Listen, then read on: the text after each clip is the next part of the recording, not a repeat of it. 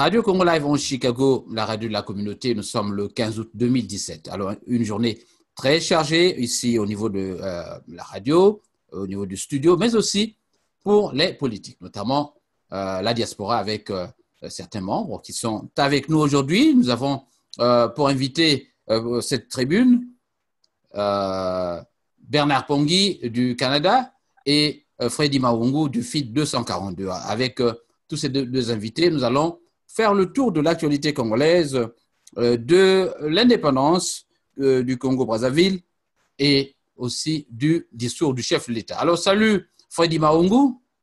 Oui, salut et bonne fête d'indépendance, Monsieur Lewis. Merci beaucoup. Mais il y a longtemps, Freddy 242, on vous a vu sur scène, notamment la scène politique.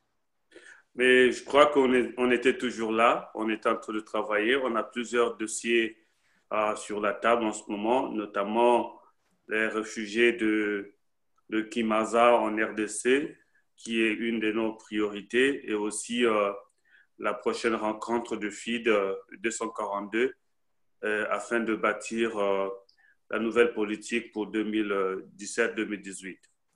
Alors, Monsieur Bernard Pongui, ces derniers temps, vous êtes très, un peu plus actif encore et, comme le dirait l'autre, présent sur le terrain.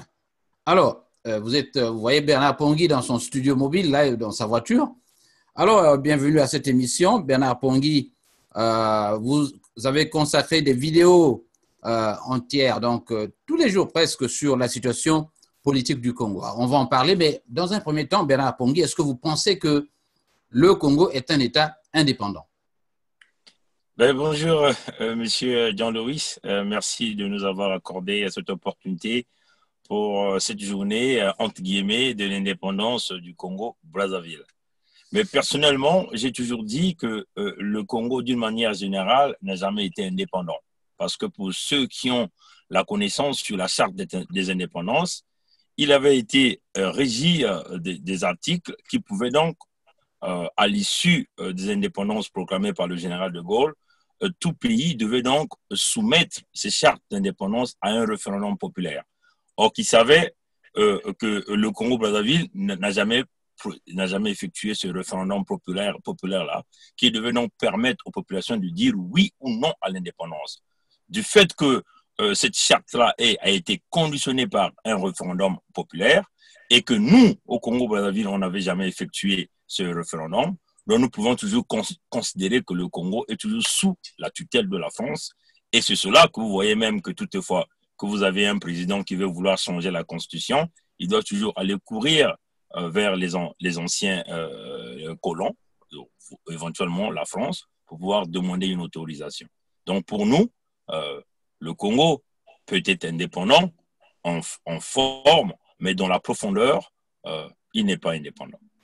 Alors, donc, Freddy Maungu, FID 242, vous pensez donc que le président de la République du Congo est comme le gouverneur d'une de vos provinces là-bas? Ben, c'est ce que je dirais. Je rejoins un peu ce que vient de dire Bernard Pongui sur ce sujet. Les indépendances, pour nous, dans le cas du Congo, c'était l'indépendance de façade. Et le chef de l'État qui devait diriger était considéré comme étant un préfet de la France pour la République du Congo. Et du coup, ces préfets devaient agir aux ordres de la France et aussi à servir la France à part entière. Je ne serais jamais surpris de constater que je ne le souhaite pas. Le jour qu'on va, peut-être que le président actuel nous quittera, qu'il serait présenté au sein de la France comme étant un pionnier de la France ou un représentant français dans notre pays. Donc, nous avons vu cela au Gabon, à la mort de Omar Bongo Ondimba. Alors, je ne serais pas surpris de le constater que Sassou Nguesso soit présenté de cette façon-là. Donc, pour revenir encore sur les indépendances, Nous avons bénéficié de cette indépendance de façade et jusque-là, 57 années plus tard, les pères de l'indépendance seront très, très surpris de constater que nous sommes encore à la case de départ et nous sommes encore en train de nous chercher.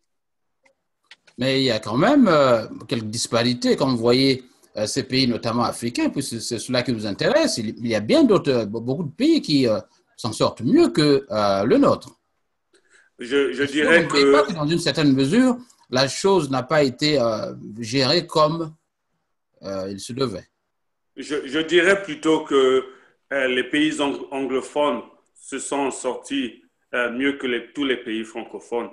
Et tous ceux qui ont été sous l'égide de la France, si nous constatons 57 ans plus tard, puisque la plupart ont reçu leur indépendance en 1960, ils n'ont pas atteint le seuil de développement comparable à certains pays anglophones qui étaient sous l'égide de l'Angleterre.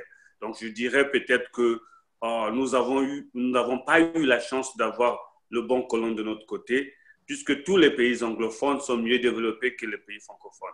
Je citerai, j'ai visité quelques pays francophones et il n'y a pas trop de différence par rapport à la situation congolaise aujourd'hui. Alors, donc, Bernard Pongui, vous soutenez le point de vue de votre frère 242 qui croit que les pays anglophones s'en sortent un peu mieux en raison même de la nature du transfert de pouvoir qu'il y a eu après l'indépendance. Exact. Éventuellement, hein, nous venons de voir Madame Johnson, par exemple, de Libéria, hein, qui est venue au pouvoir quasiment, on peut dire, si je me souviens bien, peut-être en 2011. Et là, elle va partir au mois d'octobre. Elle va donc transférer d'une manière pacifique le pouvoir au Libéria, alors que nous nous souvenons tous que le Libéria, par exemple, a été un pays fragmenté par la guerre, par des conflits, et ainsi de suite. Mais aussi, quand nous essayons de comparer l'économie, par exemple, du Libéria avec celle du Congo-Brazzaville, nous voyons bien que le Libéria s'en sort quasiment mieux que le Congo-Brazzaville. Un deuxième exemple, nous prenons le cas de Botswana, qui est non loin de l'Afrique du Sud. Le Botswana aujourd'hui est le deuxième pays le plus riche après l'Afrique du Sud, donc le deuxième pays, et qui a bâti des économies solides. Hein. Et ça aussi, le Botswana a été carrément colonisé par l'Angleterre. Aujourd'hui, les Botswana ont une croissance économique chaque année, hein, de plus de 10% sur le PIB de ce pays. Et la gouvernance de ce pays, c'est aussi une véritable démocratie. Le pouvoir se fait d'une manière pacifique et transparente. Et aussi, la redistribution de la richesse nationale se fait entre le gouvernement et puis les populations. Donc, quand nous essayons de comparer, on peut encore ajouter plusieurs exemples. Par exemple, le Ghana, du point de vue économique, le Ghana est suffisamment avancé, une démocratie bien installée, où les présidents se succèdent dans la voie pacifique, vous voyez. Mais quand nous comparons avec les politiques, par exemple, en Afrique francophone, prenons la Côte d'Ivoire, changement de pouvoir par la violence, des milliers de morts, le Congo-Brazzaville, aussi un coup d'État qui est arrivé. La violence, c'est des morts. Nous prenons le Gabon, la République, par exemple, démocratique du Congo, puisqu'on peut considérer que la République démocratique du Congo fait aussi partie des pays francophones. Ça peut continuer jusqu'au Rwanda avec des génocides et aujourd'hui au Congo-Brazzaville. Donc, vous comprenez que quand nous essayons de comparer, hein, du point de vue démocratique et du point de vue économique, nous nous rendons compte que l'Angleterre a certainement laissé des bases solides hein, en Afrique d'une manière générale, en comparaison à la France qui a laissé quasiment de la poubelle en Afrique. Voilà. Alors Bernard Pongui, je reste avec vous. Alors, donc, nous sommes aujourd'hui le 15 août 2017. Que doit-on faire? Renégocier cette indépendance ou que faire alors?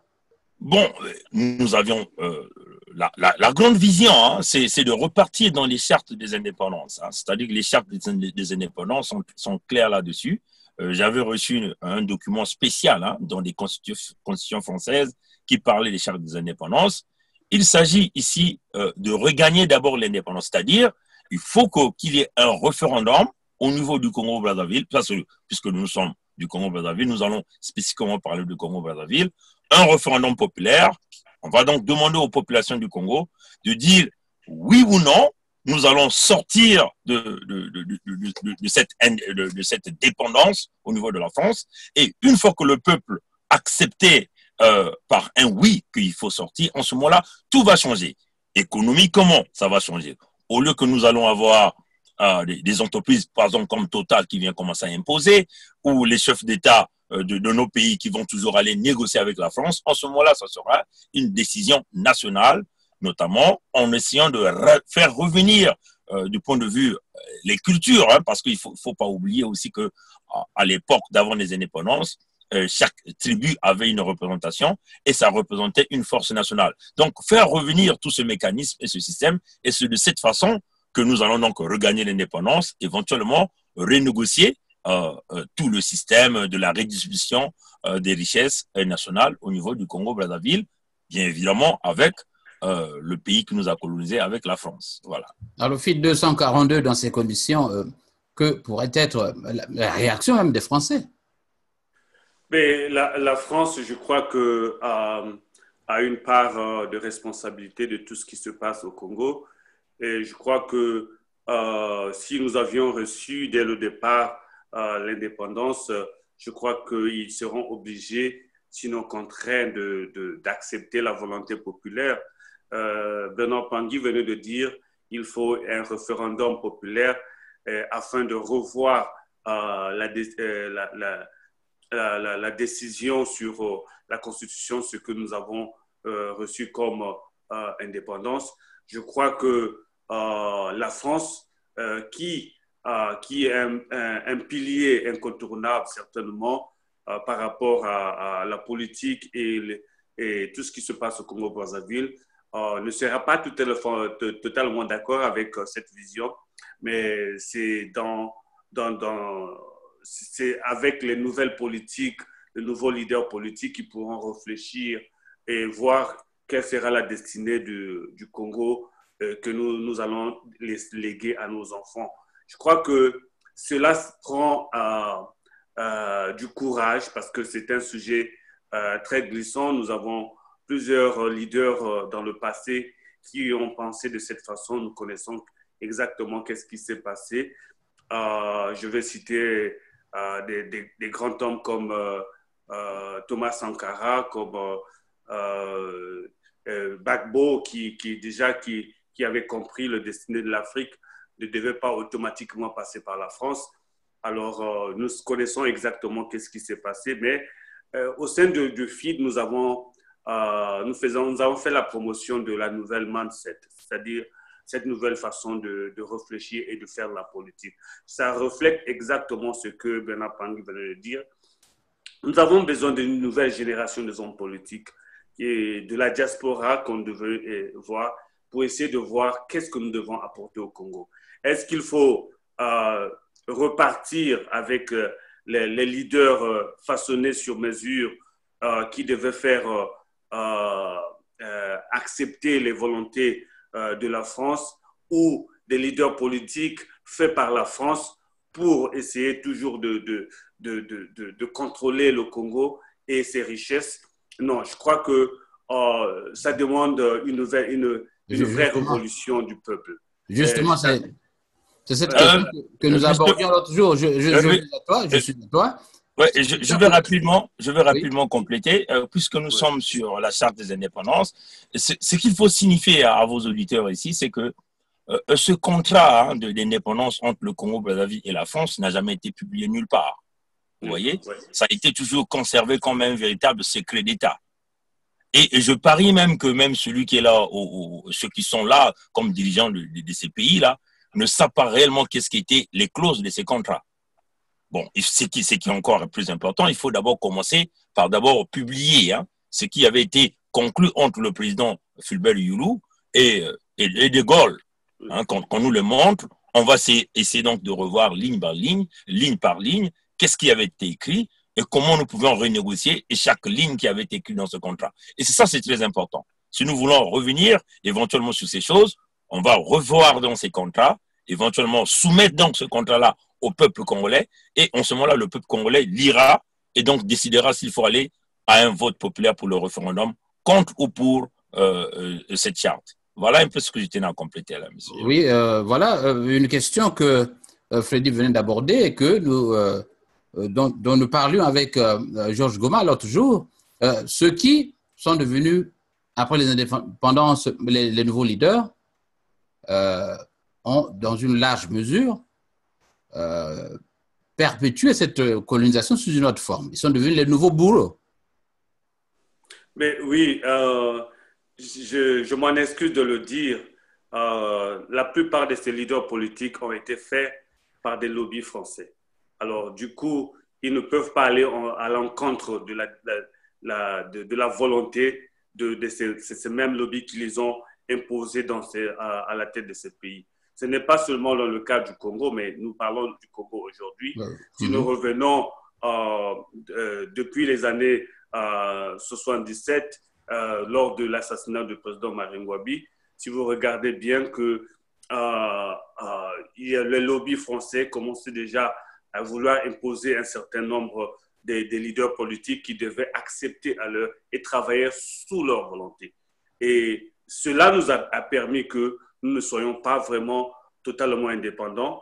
Et nous avons eu le président Fulbert Youlou qui était choisi, pas par hasard, mais c'était un choix pour essayer de faire travailler la volonté française selon le choix de Gaulle. Rien n'a été fait par hasard depuis les indépendances jusqu'à aujourd'hui.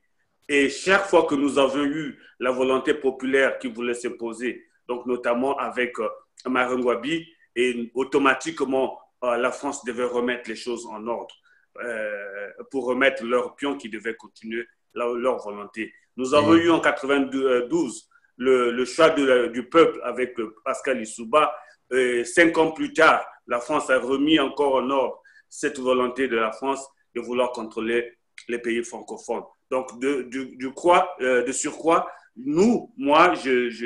ce que je pense et c'est ce que nous avons déjà dit au préalable avec Bernard Pangui, c'est ça prend un vrai référendum populaire et avec le contrat que le Fulbert Youlou avait signé avec la France, que nous devons revoir point par point et soumettre au peuple et voir qu'est-ce que nous pouvons continuer. Je sais que c'est un combat, c'est un sujet très glissant par rapport à la France, c'est un combat très, très, très dur. Ça prend les nouvelles des hommes politiques qui n'ont rien à se reprocher de la France. Parce que si nous regardons très bien dans le système politique que nous avons, le système politique congolais, la plupart des hommes politiques ont étudié en France, ont des racines, des connexions avec des hommes politiques français. Et du coup, ils ont une dette morale d'une position dans le système politique congolais par rapport à un certain lobby français. Et donc là, la machine ne fait que continuer à tourner. Donc, il nous faut une nouvelle base, des nouvelles personnes. C'est ce que le FID, depuis là, nous sommes en train de promouvoir, de créer des hommes politiques qui peuvent vraiment continuer à perpétuer cette volonté populaire, de travailler pour le Congo et un vrai Barack Obama qui va révolutionner un peu la politique congolaise. Donc, voilà notre vision et voilà notre contribution pour notre Congo. Et nous avons même précisé cela dans notre dernier rapport du forum qui est sur notre site. Je conseillerais les Congolais de le lire. Il est lent, mais c'est un rapport final. Mais il retrace beaucoup de choses qui reflètent au Congo. Oui, Freddy, je rappelle que je reçois à cette tribune du 15 août messieurs Bernard Pongui et Freddy Maungu. Voilà. Mais avant d'en arriver là, ce sont là certainement à long terme vos objectifs, mais il y a des problèmes à Brazzaville. Des grèves partout, à Brazza, à Pointe-Noire, en Caï peut-être, et un peu partout. Voilà. Monsieur Bernard Pongui, vous avez consacré des vidéos en montrant aux Congolais les risques encourus, notamment la fameuse banqueroute.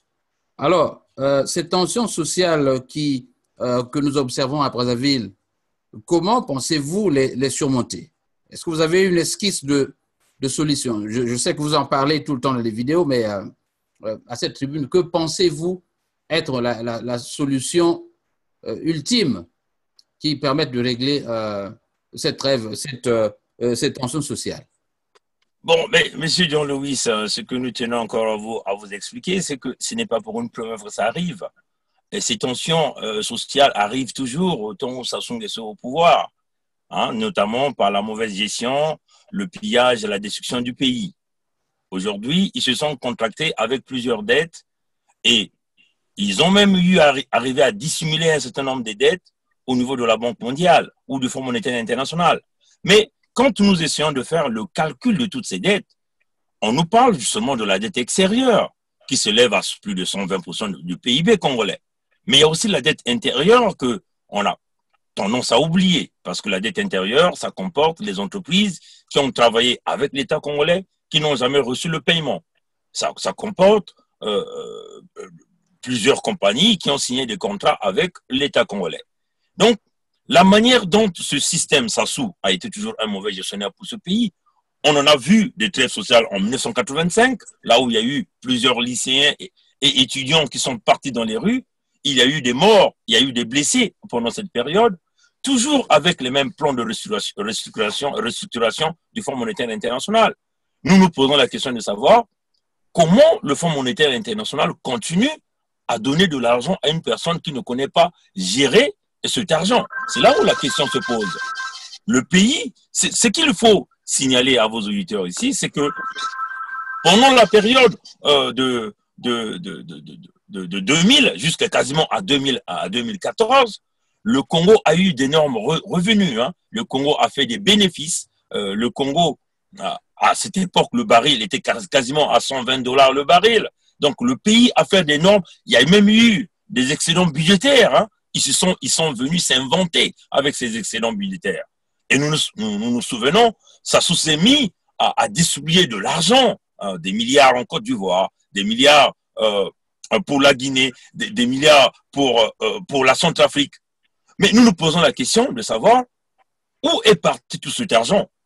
Et là encore, il y a eu près de 14 milliards de francs CFA qui étaient considérés comme des réserves du Congo-Brazzaville au niveau de la BAC. Vous voyez? Mais en une petite période, toutes ces réserves ont disparu au niveau de la BAC, même au niveau de la Banque de Chine. Mais c'est encore qu'il faut rappeler à vos auditeurs ici, c'est que en 2010 déjà, le Club de Paris avait complètement annulé 40% de la dette congolaise. Donc, c'est ce qui avait même permis au Congo de rentrer dans le rang des PPTE, c'est-à-dire pays pauvres désendettés, vous comprenez? Et donc, ça a permis donc au Congo d'avoir une grande partie de la dette. Déjà en 2010, la dette s'était élevée à 60% du PIB. Et donc, le Club de Paris avait donc sectionné la dette à 40%. Donc, il ne nous reste plus que 20% de la dette.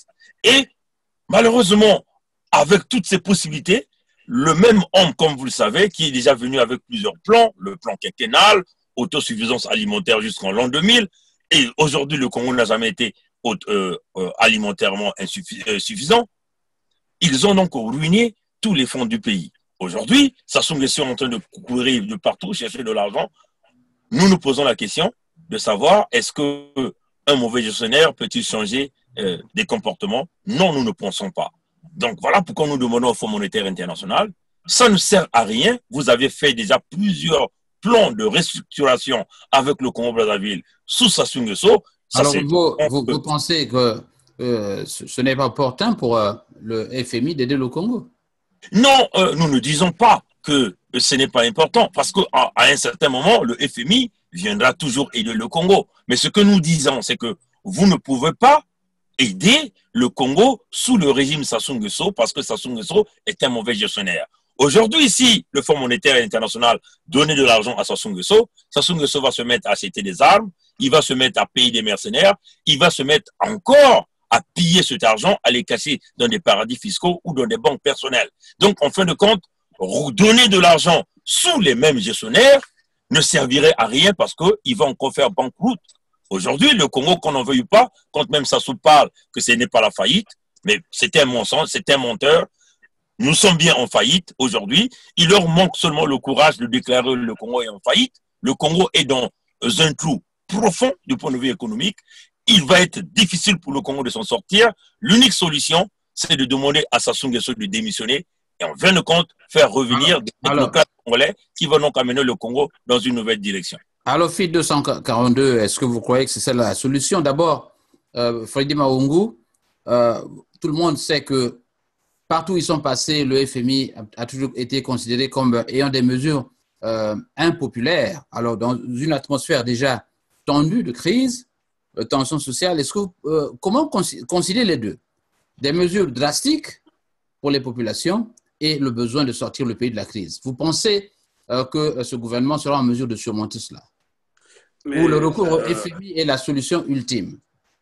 Mais écoutez, nous avons le FMI, s'il veut venir réinjecter de l'argent dans le système financier congolais, il doit imposer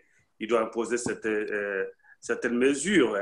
Et ce sont des mesures qui vont naturellement imposer le gouvernement à assainir ses finances. Et donc, dans la plupart des cas, le FMI impose une restructuration des dépenses de l'État. C'est-à-dire, il faut essayer de repayer ses dettes en coupant sur le minimum qu'ils ont reçu. Actuellement, le Congo ne produit pas assez d'argent et a plus de dettes. Alors, la priorité qu'il va faire, c'est couper dans son système budgétaire. Et dans la plupart des cas, ce sont la partie sociale qui va être victime de ces restructurations.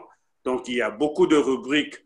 J'ai encore peur que dans les années 70, quand nous avons eu le plan de restructuration, ça avait causé la grogne qui nous a amené à la chute de Sassou 1. Et j'ai peur que ça se réalise encore pour une seconde fois. C'est pourquoi, d'ailleurs, le gouvernement qui est à pied de mur, il ne peut rien faire sinon que accepter les conditions que voudra le FMI afin de leur réinjecter de l'argent. Donc, c'est le scénario qui va se passer, ça sera faire des coupures budgétaires dans le système de fonctionnement de l'État et donner des priorités à certains postes de budget qui sont nécessaires, notamment les salaires, les pensions et donc les subventions qu'ils donnaient dans différentes organisations vont être obligées d'être coupées. Et d'autres dépenses inutiles aussi vont être coupées. Et dans les recettes qu'ils vont recevoir, un bon pourcentage serait pour repayer les dettes et afin d'équilibrer un peu leurs finances. Je crois que ça va être très dur. Ça donne l'impression d'un cercle vicieux. Voilà. Oui, le train de vie du Congolais actuel, comme on les a habitués c'était à vivre à 100 à l'heure.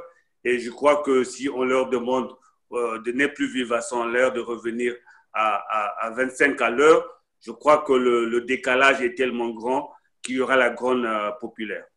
Alors Bernard Pongui, vous pensez qu'il faut d'abord faire table rase du régime et finalement aller aux négociations avec le FMI? Mais d'accord, mais c'est ce que aussi je veux vouloir savoir à vos auditeurs aussi, c'est que mais nous ne devons pas toutefois accuser le FMI. Hein? Il ne faut pas qu'on se mette là à accuser. Bon, je vais vous donner quelques exemples. Considérons par exemple le plan d'ajustement structurel qui s'est passé en 1990. Il y a eu réduction des dépenses de l'État, baisse de l'âge de retraite et aussi nous avions vu par exemple en avril 1990 777 employés des Saris Congo, donc de la sucrerie du Congo, avaient été licenciés. Et aussi, nous avions vu, toujours dans la même année, 1300 agents de l'Office congolais de l'entretien routier licenciés. Parce que ça faisait partie du plan de restructuration avec le Fonds monétaire international. Aussi, hein, il faut signifier ici, 10 000 agents de l'État congolais devaient être licenciés. Et on est arrivé à licencier quasiment plus de 9 000 employés. Je crois que nous avons quelqu'un qui vient d'arriver là. Médard? Oui, je suis là.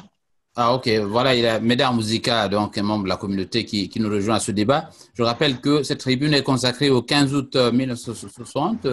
Nous abordons avec M. Bernard Pongui la question des rapports entre le Congo et le FMI. Allez-y, Bernard. Bon, voilà. Donc, on disait que en 1990, quand il y a eu ces accords de restructuration entre le Congo-Brazzaville et le Fonds monétaire international, c'est généralement les ouvriers et les manœuvres qui arrivent à perdre l'emploi. Nous venons de donner quelques exemples. Il y a eu 777 employés de la sucrerie du Congo qui avaient été licenciés. 1300 employés de l'Office congolaise de l'entretien routier ont été licenciés. Près de 10 000 agents de l'État. On a réduit l'âge de la retraite à 60 ans. Et aussi, nous avons vu l'élévation du taux de malnutrition, ainsi de suite. Mais tout ça, là, ce n'est pas la faute du FMI. Le FMI veut avoir des garanties sur son argent qu'il va emprunter au Congo, si et seulement s'il est capable de retrouver cet argent. Parce qu'il faut aussi comprendre que le FMI est coordonné par des créanciers. Vous voyez? Le problème, c'est la gestion du Congo. La gestion du Congo. Si on ne fait pas table rase, c'est-à-dire on change toute cette équipe qui est en train de détruire l'économie du Congo, nous allons continuer de tourner en rond. Sassou n'est pas la solution. Il a montré par plusieurs fois qu'il est incompétent du point de vue économique, parce que nous avons vu la plupart des temps de tous ces gens qui sont tout autour de ce régime ont des fonds dissimulés partout dans des Panama Papers, dans des paradis fiscaux. Rien n'est fait au Congo. Il n'y a pas une justice, ainsi de suite.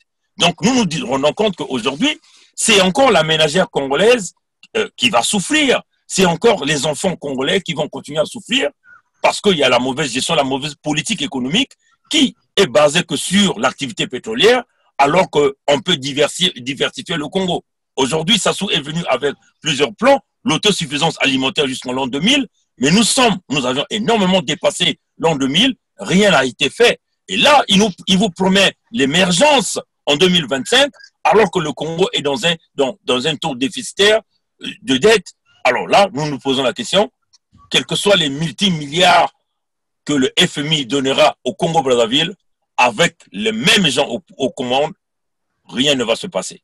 Alors, je vais donc, merci Bernard Pongui. Il y a Médard Mouzika qui vient de nous rejoindre. Médard, nous avons suivi le discours du président Nguesso hier. Dans quelles conditions pensez-vous que le Congo devrait négocier avec, ou le FMI devrait négocier avec le Congo? On vous a vu ce matin. Allô, Bernard, Médard? Médard Mouzika?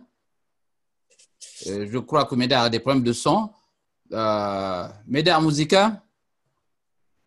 Bon, voilà. Je continue avec vous, FIT 242. Nous avons suivi le discours du président de la République du Congo, Denis Sassou Nguesso, qui, parlant de la grève, a souligné que la grève avait un caractère légal et que, par-delà, il constatait qu'il y avait par-ci par-là des grèves sauvages. Qu'en dites-vous? J'étais totalement surpris de ce discours et de le fait de dire que la grève était légale, oui, mais nous avons constaté plusieurs fois que quand il y avait des rencontres des Congolais qui voulaient faire jouir de ces mêmes droits, ils ont été chassés, abusés par les services de police. Notamment, dernièrement, il y a eu juste la grève des étudiants qui revendiquent des droits qui sont justes, la bourse et puis les conditions d'études. Nous avons constaté, malheureusement, il y a même des images et des sons qui existent de général Dengue menaçant de mort les leaders des étudiants. Et plusieurs fois, il y a eu des marches pacifiques où des gens veulent manifester de leurs droits. Ça finit toujours par d'une certaine oppression, d'une violence extrême des services de police et parfois même à l'extrême des services de la garde républicaine qui n'est pas dans leur service de le faire, mais qui descendent jusque sur le terrain à réprimander la population. Je crois que je suis surpris qu'il constate que dans la plupart des cas, ces grèves sont manipulées quand les agents, par exemple, du SCHU qui revendiquent des salaires, quand des enseignants qui revendiquent des conditions de travail qui c'est ce qui est normal, ou bien des retraités qui n'ont pas de pension.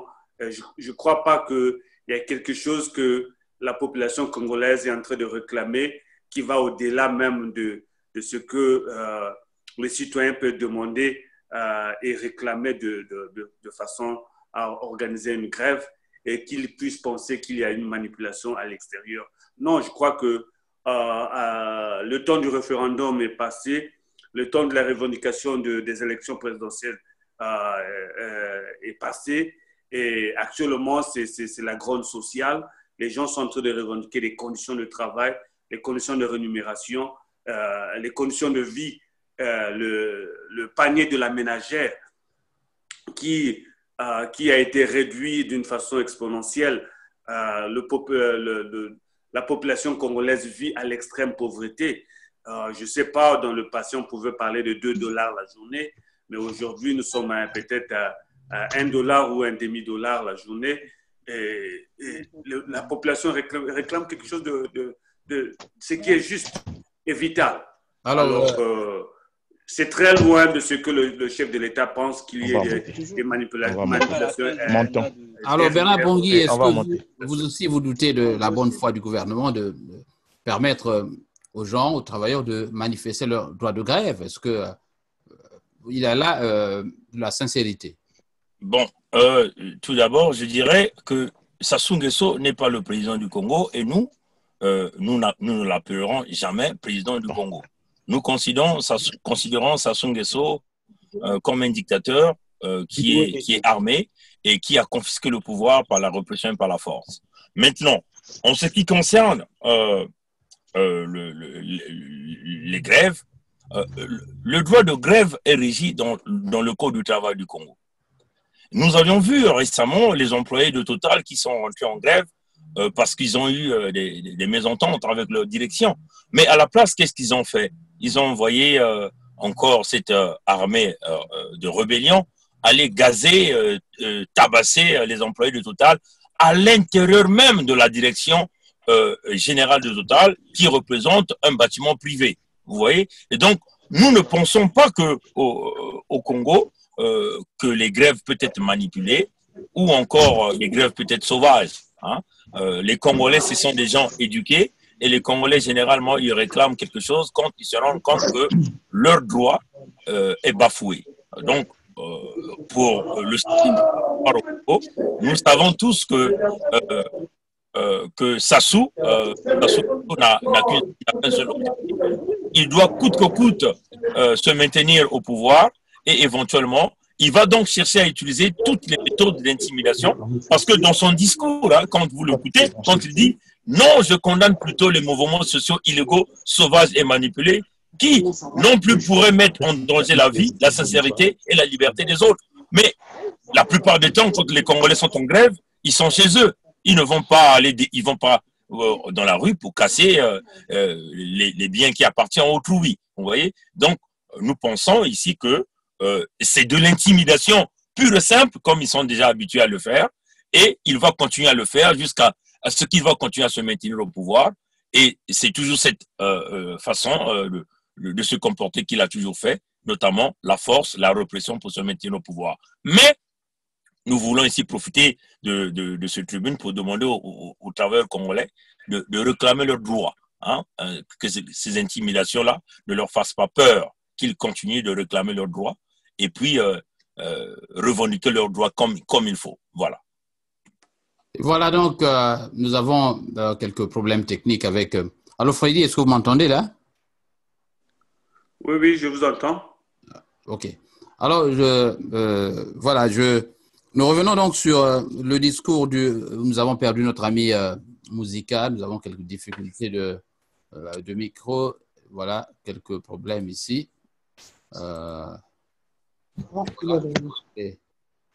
Voilà. Nous allons maintenant aborder la question du nouveau gouvernement. Le président a également annoncé la création sous peu d'un nouveau gouvernement qu'il juge peut-être plus apte que celui l'actuel, j'allais dire. Et ce n'est pas une façon de vous donner raison à l'opposition qui crie tous les jours que ce gouvernement était incompétent?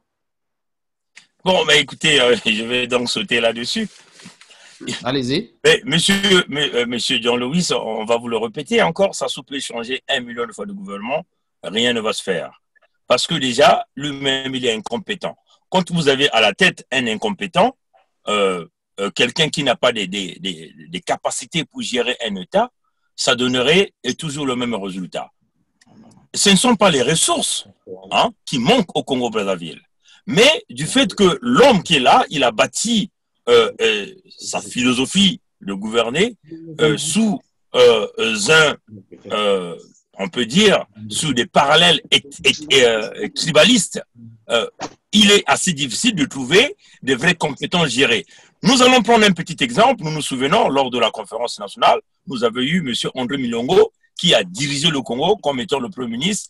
Et à cette époque, André Milongo n'avait pas assez de ressources, mais André Milongo est arrivé quand même à se battre comme un lion par son intelligence, à pouvoir bien gérer le Congo dans le sens où M. André Milongo est arrivé à payer les fonctionnaires, à payer les étudiants, à payer les retraités. Donc, c'est ce côté des technocrates congolais. Quand nous avions affaire à un homme qui a une vision, on a vu M. André Milongo avait une vision. Il a cherché les vraies ressources et en ce moment, il a travaillé avec les vraies ressources et il a conduit le pays dans la direction jusqu'à remettre pacifiquement le pouvoir au président élu qui était le président Pascal Lissouba. Donc, en ce qui concerne le Congo, Sassou peut réduire son gouvernement à 5 ministres, à 2 ministres. Rien ne va se faire parce que vous avez à la tête un homme qui est incompétent, qui n'a aucune vision pour le Congo. Voilà, donc nous allons donner la parole à notre ami Mouzika qui est là. Alors, est-ce que tu m'entends là? Oui, oui. Voilà, merci d'être venu. Je sais que vous avez des difficultés terribles à nous rejoindre. Bon, la question c'était sur le rapport entre le gouvernement congolais, donc les négociations entre le gouvernement congolais et le FMI. On vous a vu ce matin au siège du FMI, Médard Mouzika, je vous ai vu là-bas en train de manifester. À quelles conditions vous pensez que le FMI devrait négocier avec le gouvernement, puisque le président Sassou l'a dit, c'est au cours du dernier trimestre de cette année qu'ils vont tout finaliser avec le FMI. À quelles conditions vous croyez qu'ils devaient négocier avec eux? Bon, d'abord, je vous remercie de cette tribune qui est organisée en ce jour de 15 août, qui, dirais-je, le jour de la dépendance. Ce n'est pas un jour de l'indépendance parce que le Congo n'est toujours pas indépendant. Excusez-moi aussi, peut-être que vous allez entendre quelques bruits de fond. Je suis au balcon, je suis encore avec certains manifestants qui sont, on était partis se partager le dîner ensemble depuis un peu et voilà pourquoi. Bon, d'abord, je vais passer au vif du sujet. Je pense que le gouvernement congolais actuel, le gouvernement congolais de fait actuel, c'est un gouvernement qu'il fallait d'abord mettre de côté. Le FMI, du fait qu'ils ont menti, ils ont trompé leurs interlocuteurs en disant que le Congo, la dette publique du Congo était évaluée à 77%, alors que après vérification, il est allé jusqu'à 100%. On a trouvé que c'est pratiquement 120% du PIB du pays. Donc, moi, personnellement, je trouve qu'il fallait d'abord un blocus. Les conditions ne permettent pas que le FMI puisse donner encore de l'argent au Congo. Le Congo n'est pas un pays pauvre. Nous avons eu de l'argent ces 10 dernières années avec le boom pétrolier et surtout avec le prix du baril de pétrole qui a plombé jusqu'à plus de 100 $ le baril. Il y a de l'argent au Congo, que l'argent que certaines ces personnalités qui dirigent le Congo en ce moment, qui ont caché dans les paradis fiscaux. Il faut que le FMI sache cela. On ne peut pas prêter de l'argent d'abord aux tricheurs. C'est des tricheurs, ils ont triché. Parce que nous nous rappelons très bien même quand on était encore à l'école, si on vous attrapait en train de tricher sur au bac, vous êtes suspendu même pour 5 ans. Donc, je trouve qu'il n'y a pas lieu pour le FMI de négocier. Et si seulement si le FMI veut négocier avec le Congo, je demanderais, nous souhaitons que le FMI puisse donner des conditions très strictes au Congo, au gouvernement de faire. Quelles conditions? Nous avons écrit au FMI que nous souhaitons d'abord qu'il y ait libération des prisonniers politiques.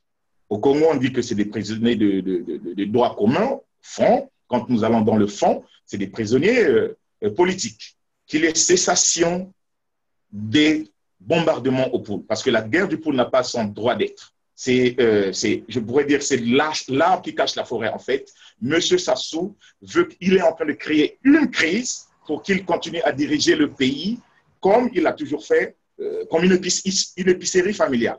Donc, nous avons donné ces deux conditions-là. La troisième condition, c'est le dialogue inclusif, parce que tous les fils et les filles du pays, du Congo, doivent se retrouver et discuter de l'avenir du Congo. En ce moment, si et seulement si ces conditions-là sont respectées, alors nous pouvons aller sur la table de négociation. En n'oublions pas de demander au gouvernement de faire et ses dirigeants de rapatrier de l'argent. En ce moment, c'est une crise qui est très aiguë, c'est incommensurable. C'est quelque chose que on ne pouvait pas vivre cela. Donc, les 10 ans passés, nous avons eu des excédents budgétaires. Où est passé l'argent? L'argent des générations futures, on ne voit plus rien. Donc, ce sont ces conditions-là que nous avons.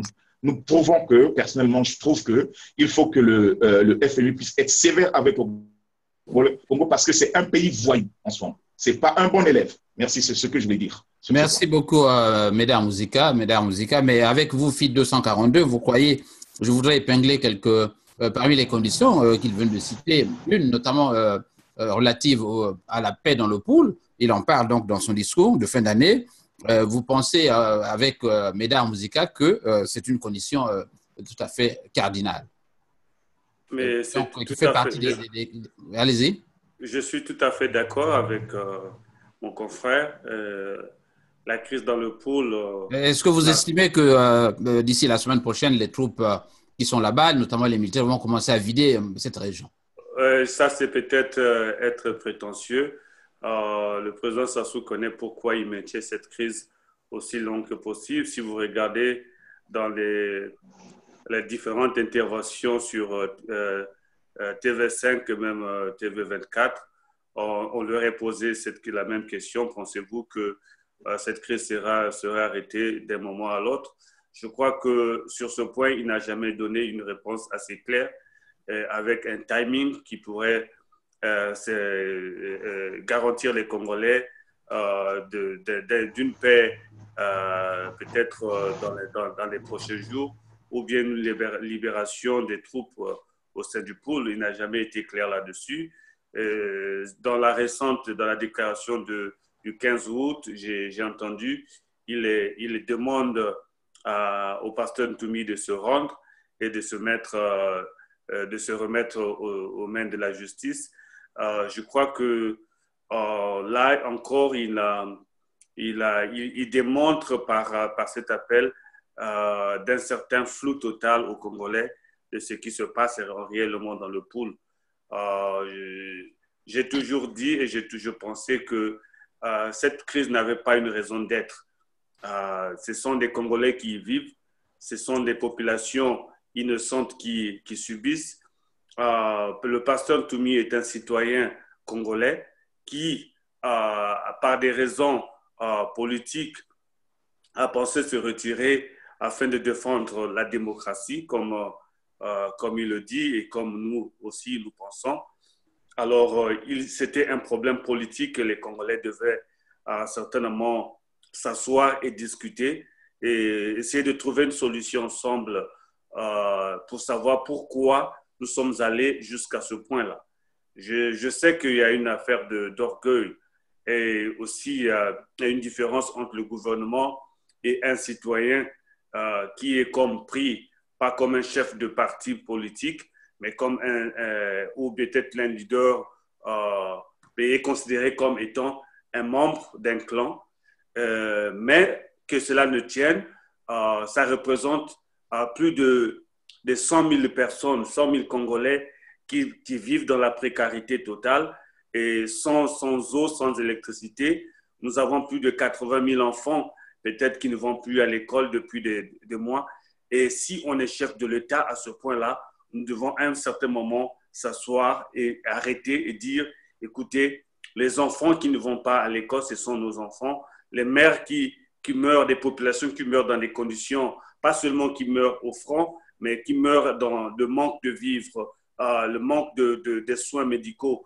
Des gens meurent dans les forêts, dans des conditions précaires. Il y a ceux qui sont déjà eu la chance d'être dans les pays limitrophes ou encore déplacés à l'intérieur du Congo. Que les gens puissent s'arrêter et dire, écoutez, arrêtons cela. Le Congo, c'est un bien commun, que tous les Congolais doivent participer et nous devons avoir un dialogue inclusif qui devait interpeller toutes les filles et les fils du Congo, du nord au sud, de l'est à l'ouest, essayer de trouver une solution ensemble et chacun devait avoir une proposition pour la sortie de crise. Nous, au sein de FID, nous avons fait certaines propositions et nous continuerons à le faire, mais la solution, elle est aux mains du chef de l'État. J'ai écouté dernièrement un homme politique de l'opposition demander au chef de l'État d'appeler le pasteur Toumi afin qu'il vienne, qu'on assure des conditions de sécurité pour qu'on ne le garantit pas avec une chicotte derrière et puis lui demander de venir avec une chicotte derrière, mais assurer des conditions de sécurité avec des parlementaires qui peuvent discuter et avec l'appui de la communauté internationale. Et il serait suffisamment rassuré des conditions de retour. Je crois qu'à partir de là, nous pourrons bâtir un bon dialogue inclusif et chacun de nous apportera des solutions pour la sortie de crise. Voilà. Avant donc de conclure avec vous, Médard Muzica, dans un appel à la communauté, je suis à vous, M. Bernard Pongui. Quelles sont pour vous les mesures urgentes, objectives et réalisables qu'il faut prendre pour que le pays sorte, pour juguler cette crise, si elle en est une? Bon, écoutez, l'homme qui a créé la crise ne peut pas être dans la solution. Parce que la crise aujourd'hui du pôle est créée par un homme qui a voulu se maintenir au pouvoir et qui a mis le pays en sang et en feu. Et c'est bien Sassou Nguesso. Le pôle, certes, n'est la propriété de personne. Le Congo non plus n'est la propriété de personne. Mais là, nous avions l'impression qu'il y a un seul homme qui pense que le Congo lui appartient. C'est-à-dire, ils peuvent se permettre de prendre toute décision sur la vie des autres, des uns et des autres. La répression mise au pôle, des bombardements mis au pôle, le pays à sac, c'est un seul homme qui est en train de prendre toutes ces décisions. Donc nous pensons que Sassou Nguesso ne peut pas être la solution. Quand on dit Sassou Nguesso est la solution, non, il ne peut pas être la solution.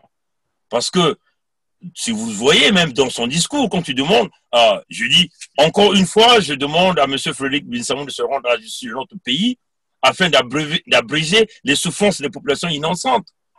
Mais les populations innocentes, mais c'est bien Sassou qui les a mis dans cet état-là de souffrance. Oui, quelles sont les mesures? Et nous posons encore la question de savoir à quand Sassou va se mettre à la disposition de la justice avec la dette profonde qu'il a introduite au Congo. Et là aussi, il doit s'expliquer là. Il ne s'agit pas ici de vouloir accuser que à cause d'une seule personne, le pôle est mis en difficulté. C'est bien Sassou qui a mis le Congo en difficulté. Le tout est parti par un référendum impopulaire, le changement de la constitution, le vol et les fraudes électorales. Il a eu 8%, il a voulu se maintenir. C'est là le point. Donc nous pensons que la solution de sortir du Congo de l'impasse, Sassou doit démissionner. Mais non, si Sassou ne démissionne pas, nous avions toujours dit la solution du Congo avec le caractère dur, tribaliste que Sassou est en train de suivre, la solution, elle est militaire. Et c'est cela qu'il faut pacifier le Congo. Nous pensons que c'est de la même façon qu'il est venu prendre le pouvoir et c'est de la même façon qu'il sortira. Parce que pacifiquement, par la négociation, rien ne se fera avec cet homme. Alors, Médard Muzica, est-ce que vous pouvez revenir sur, succinctement, en quelques secondes, ramasser quelques esquisses de solutions urgentes de crise, juguler cette crise, et puis éventuellement un appel à la communauté, on ne vous connaît pas assez, votre organisation Amérique du Nord, est-ce que vous pouvez conclure sur ce point-là? Oui, concernant la solution, je trouve que c'est une équation à plusieurs inconnus, parce qu'il y a trop de soubresauts dans ce problème congolais-là. le FMI est, je trouve que le FMI veut faire sortir le Congo de cette impasse. Mais au fond, je pense que ce n'est pas une solution adéquate parce que donner encore de l'argent au Congo, c'est vrai. Nous avons connu, quand nous étions encore au lycée, je crois que c'était le PASS, le programme d'ajustement structurel. C'est ce que le FMI veut faire au Congo. Alors, si et seulement si ils vont dans ce sens d'appliquer un programme d'ajustement structurel au Congo, ça sera vraiment de l'explosion sociale. Parce que j'ai suivi mon frère Bernard qui a essayé de citer tous les mots qui ont conduit, qui ont été la conséquence de l'application du PASS pendant les années 90. Et maintenant là, ce serait très, très difficile, très, très caduc parce que, mis à part ce programme, il y a déjà des licenciements, beaucoup de gens ont perdu du boulot. Et la seule solution serait que M. Sassou puisse rapatrier de l'argent. Secondo, la solution pour faire sortir encore le Congo de ce problème-là, c'est un dialogue inclusif. Comme mon frère Bernard vient de le dire, c'est un peu difficile de négocier avec M. Sassou parce que c'est un monsieur qui n'a pas le sens de négociation. C'est quelqu'un qui dirige le pays dans la force, dans la capture, tout ce qu'il faut. Donc, c'est regrettable la crise dans laquelle le peuple congolais est soumis par des incompétents, qui sont à la commande de la chose publique en ce moment-là. Vraiment, c'est regrettable. Comme je l'ai dit, c'est une équation à plusieurs inconnus. Mais il risquera d'avoir quelque chose qui poussera le Congo à la force. Je crois qu'avec un dictateur, le dictateur n'a pas le langage de négociation.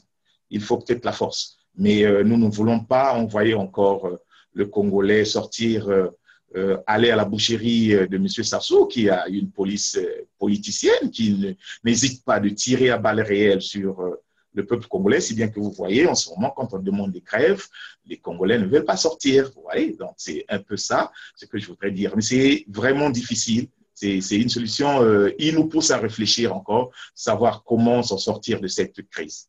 En quelques secondes, concernant votre groupe, oui. Oui, notre groupe, nous l'avons créé, c'est la plateforme nord-américaine.